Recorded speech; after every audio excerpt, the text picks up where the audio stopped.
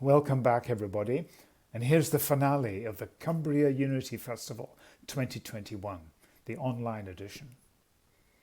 Today, people of all ages in Barrow, in Carlisle and in Kendal have shared their explorations of so many aspects of community and diversity: social unity, personal well-being, unity with nature. We've touched on all that today. So thanks to everyone who coordinated, who facilitated, who joined in, who funded, and to the people that watched and listened. And all these sessions are going to be available online on the Cumbria Unity Festival website. So we have a great legacy for distance socialising in the months and years to come. One of the images we've used in the festival is that we're sowing seeds of change, exploring and redefining community and diversity and unity for the future and for the better. Now, in Cumbria, there's plenty of individuals and groups who are already doing that work, not just as seedlings, but as mighty trees. One of these groups has given us a video that we can share to close the festival now, and that's the Kendal Climate Change Citizens Jury. You'll see it's a fascinating story. They're volunteer-led, community-based, and enabled both to dream and make practical suggestions. So please enjoy that video. Thanks again for everything everyone has put in to make this festival a success, and we'll see you next year. I'm Becky Willis. I'm a professor in practice at Lancaster University, and my research looks at how we get our democratic system to respond to climate change. So as part of that, I look at the role of citizens' juries and citizens' assemblies. So the participants were selected to represent Kendal in terms of age, gender, ethnicity, educational background and so on.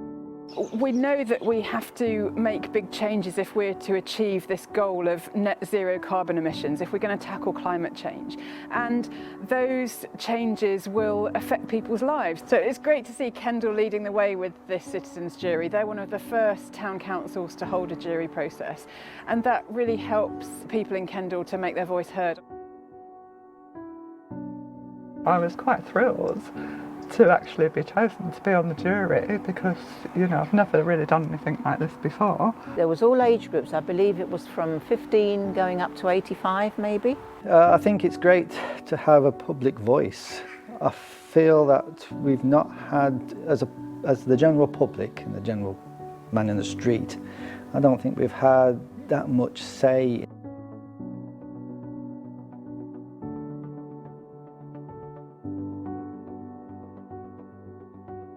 Each Zoom meeting was brilliant. They had different speakers, and the speakers were all fabulous, and they answered all our questions, you know, quite thoroughly.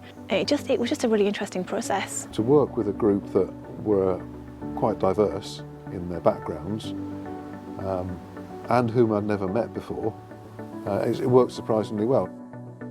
I thought there was going to be a lot of arguing between people or a lot of disagreement. But actually everyone was of one voice, that we all wanted to do something about climate change.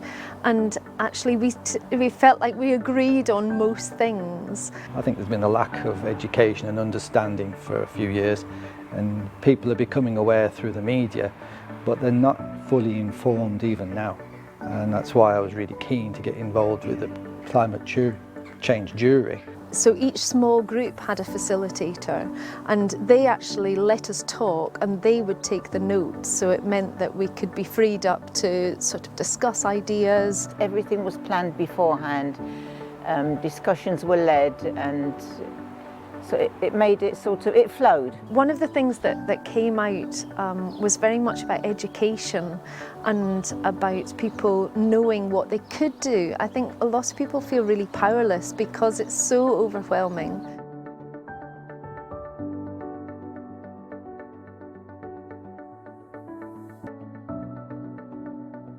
After the many meetings that we had, we came up with a set of recommendations which are going forward to the councils.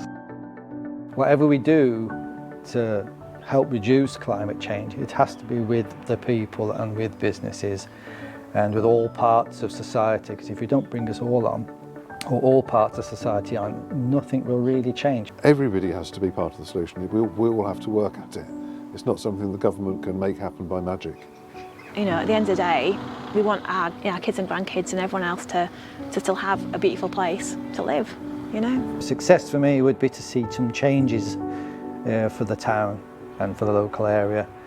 You know, to show that we're a bit of a shining light, a beacon if you like.